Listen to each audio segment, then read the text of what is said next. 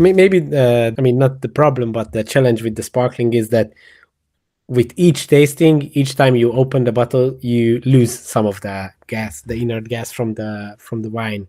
So probably that's the limitation. Yeah, you recharge. You recharge it. And so every time you open it, you can recharge it and restore the pressure.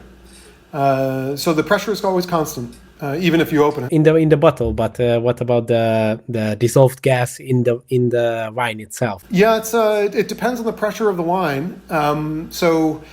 Prosecco is 2 bar. We pressurize to just over 4 bar, 4.2.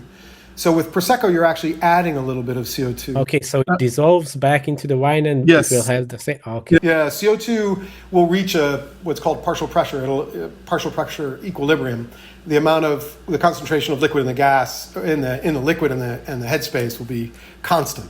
And so, if the highest pressure wine we found was California sparkling at 7 bar, and so we're at 4.2. So that will slowly descend from 7 to 4.2 in the end, but it's still quite a pleasurable drink at 4.2. So That's interesting.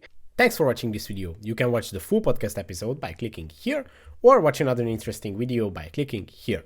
Let's continue the discussion in the comment section and see you in the next one.